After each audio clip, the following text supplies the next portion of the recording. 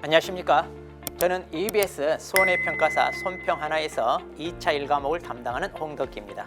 요즘 성인 자격증 시장에서 가장 핫하게 떠오르는 게 아마 이 손해평가사 자격증 아닌가 싶어요. 그래서 이걸 관심을 두고 또 준비하겠다는 분들 많이 만나는데, 제가 이 시간 여러분들에게 이런 손해평가사 자격증이 어떤 자격증이고 또 이걸 합격하기 위해서 우리가 어떻게 준비해야 되는지 여러분에게 좀 더 자세히 안내해 드리겠습니다. 그럼 먼저 손해평가사가 뭔가 그러는데요. 여기 보시면 이제 농업재해보험의 손해평가를 전문적으로 수행하는 자 그랬어요. 우리 농업재해보험이 뭐냐면 농작물이나 가축을 키우는 농가가 있습니다. 그러면 이제 요즘 자연재해랄지 조수해로 이렇게 피해를 입게 되잖아요. 그러면 우리가 그 현장에 가서 피해 사실을 확인하고 그리고 손해가 어느 정도 났는지 그 평가를 전문으로 수행하는 그런 역할을 담당하는 거거든요. 그런데 이런 평가도요, 아무나 할 수 있는 게 아니에요. 또 우리가 주먹구구식으로 하는 게 아니고요, 정확하게 그 손해가 얼마 정도 났는지를 평가하고 적절한 산출식에 따라 보험금을 산출해서 이제 지급하는 거거든요. 그러다 보니까 이러한 전문 지식과 자격이 있는 사람을 필요로 합니다. 그래서 농업재해보험법에서 이러한 평가사 자격증 제도를 통하여 국가에서 인정하는 전문 자격증으로 여러분들한테 이제 제시를 하고 있습니다. 그러면 우리가 실질적으로 하는 일이 이거예요. 농작물과 가축과 관련된 피해 사실, 자연재해나 조수해로 인한 그런 피해를 입었을 때 우리가 현장에 가서 피해 사실을 확인하고요, 그 손해액이 얼마인지, 그러니까 피해가 발생했을 당시 그 물건이 가지고 있는 가치를 보험가액이라고 그러는데, 바로 이 보험가액과 그리고 실질적으로 손해액이 얼마가 났는지 평가를 하는 업무를 담당하는 역할입니다. 그래서 이러한 일을 할 만한 전문 지식과 자격이 필요한 그러한 직종이라고 보시면 되겠습니다. 이러한 손해평가사 자격을 취득했을 때 우리가 앞으로 전망에 대해서 과연 내가 이걸 딸 만한 그러한 자격증인지, 따서 정말 제대로 활용할 수 있는지, 그럼 어떤 유익이 있는지 잠깐 보겠습니다. 농업재해보험법에서 다루고 있는 게 지금 농작물이랄지 가축에 대한 그런 보험과 관련된 내용인데요. 갈수록 우리 보험 대상 품목이 확대된다 그랬습니다. 현재 2024년 기준으로 농작물 같은 경우는 총 70개 품목이 있어요. 우리가 과수 품목부터 시작해서 논작물, 밭작물, 각종 품목들이 있는데 그게 한 70개 정도. 그리고 이제 가축 같은 경우는 한 16개 축종이 있거든요. 그런데 앞으로 점점 더 많은 품목이 보험 대상 품목에 들어오게 됩니다. 그럼 이제 우리가 평가를 해야 될 일이 많아진다는 얘기죠. 또 갈수록 이제 농가에서요, 이런 보험 제도가 유익하다는 걸 알고 점점 많이 가입을 하고 있습니다. 그래서 농가 같은 경우 자연재해로 인해 그 피해를 고스란히 다 떠안는다면 이건 좀 너무 힘들잖아요. 농가 경영에 어려움이 있어요. 그래서 이제 국가가 정책적으로 이 제도를 원조를 해주죠. 그래서 농가가 부담해야 될 보험료를 지원해 줍니다. 그렇기 때문에 농가에서도 점점 더 보험 가입을 많아지고요. 그러다 보니까 실질적으로 평가를 해야 될 일도 많아지고 이 평가사들이 점점 숫자가 더 많이 충원이 돼야 되죠. 그런데 지구온난화로 인해 어때요? 갈수록 기상이변은 많아집니다. 기상이변이 오게 되면 어때요? 피해 규모도 어때요? 굉장히 커지죠. 그러다 보니까 농가가 입는 피해가 많아지다 봅니다. 그러면 실질적으로 이제 보상해줘야 될 그런 농작물이랄지 가축도 점점 더 늘어날 것이고요. 그리고 이제 우리가 평가를 해야 될 역할도 중요해지죠. 그래서 이러한 제도를 체계적으로 우리가 양육하고 관리를 해야 될 필요가 있잖아요. 그래서 점점 더 평가사 자격증, 이게 필요하게 됩니다. 이걸 땄을 때 우리 역할이 점점 많아지기 때문에 여러분들이 노후를 대비해서 뭔가 하고 싶다 하더라도 충분한 수익을 낼 수 있는 그런 직종이라고 말씀드릴 수 있습니다. 그러면 손해평가사 주로 어떤 분들이 많이 응시하냐면 보통 이제 정년을 앞둔 분들이 많이 해요. 왜냐하면 노후를 대비해서 내가 뭔가 할 수 있는 게 없는가. 최근에 정년 일정이 굉장히 짧아지고 있잖아요. 한참 일할 나이에 어때요? 퇴직을 해야 돼요. 그래서 이런 분들이 연령 제한 없이 또 정년 제한 없이 이렇게 할 수 있는 일이 뭔가, 그래서 노후 대비에 아주 최적화된 자격증이고, 또 부업으로 가능하는데, 왜냐하면 이 평가라는 게 1년 내내 하는 게 아니거든요. 주로 자연재해가 오는 시기가 있어요. 1년에 한 30일에서 한 100일 정도, 이 정도 일을 합니다.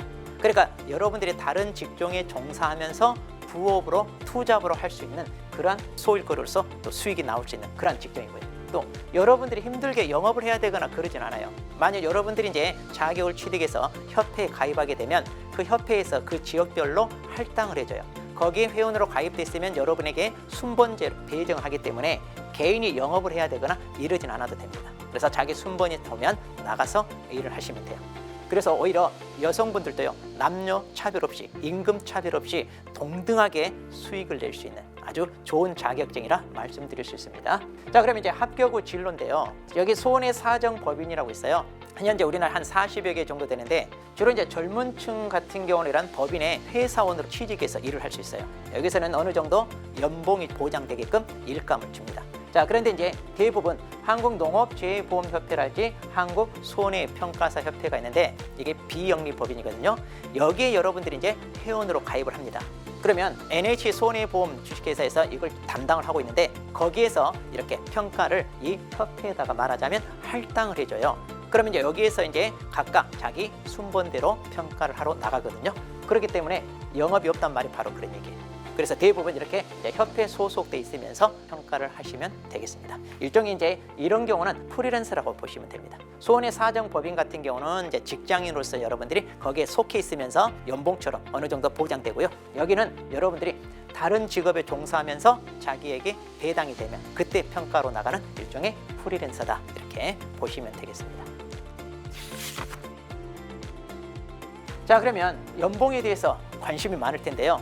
자, 여기 보시면 초봉이 1,000만 원에서 한 3,300만 원이다 그러는데 이거는 이제 일하는 사람마다 많이 달라요. 왜냐하면 본인이 직접 평가를 하러 나가야 수당이 떨어지는데 여기 보시면 이제 보통 하루 어떤 품목이냐에 따라서 조금 다른데요. 한 30에서 40만 원 하루 일당입니다. 그럼 보통 한 1년에 30일 정도 내가 평가를 하러 나갔다 그러면 한 1,000만 원 정도, 100일 정도 내가 평가를 했다 그러면 한 3천만 원 정도 이렇게 수익이 들어옵니다. 물론 이제 작물별로 이제 금액도 좀 가벼운 것은 좀 금액이 작고요. 좀 평가가 어렵다, 시간이 많이 걸린다 그러면 일당도 높습니다. 자, 그러면 여러분들이 1년 내내 일하는 게 아니라 일할 수 있는 상황에 맞춰서 평가를 하러 나간다. 나는 좀 욕심껏 나 많이 하고 싶다 그러면 많이 나갈 수 있어요. 수익이 많아지고. 아니면 내 사정에 맞춰서 나 적당한 시간에 내가 평가를 나가겠다 그러면 한 30일 정도만 하더라도요, 한 1,000만 원 정도, 이 정도는 수익이 보장된다고 보시면 되겠습니다. 자, 그러면 이러한 손해평가를 하기 위해서 우리가 자격을 취득해야 되는데 그 자격을 취득하기 위해서 우리는 시험을 응시해서 합격을 해야 되거든요. 그러면 그 응시 자격과 관련해서 보시면 지금 올해 시험 일정이 1차가 6월 8일이에요. 그리고 이제 2차 시험이 8월 30일. 그러니까 1차 시험을 합격을 해야 2차 시험을 응시할 수 있거든요. 자, 그런데 응시 자격에 대해서는 특별히 제한이 없습니다. 남녀노소 불문하고 누구나 응시할 수 있고요. 그리고 보통 이렇게 합격자 비율을 보면 40대 이상이 95%, 아마 가장 많은 합격 인원이 50대예요. 그리고 60대, 그리고 40대. 최근에 이제 40대에서 30대 이렇게 젊은 층도 많이 응시를 하는데 그만큼 노후를 대비하는데 일찍 대비하겠다는 이런 사람들이 많다는 얘기죠. 자, 그렇게 해서 이제 보통 노후를 대비하기 위해서 자격을 준비하시는 분들이 많은데 그런 분들에게 적극적으로 권장하고 싶은 자격증이기도 합니다.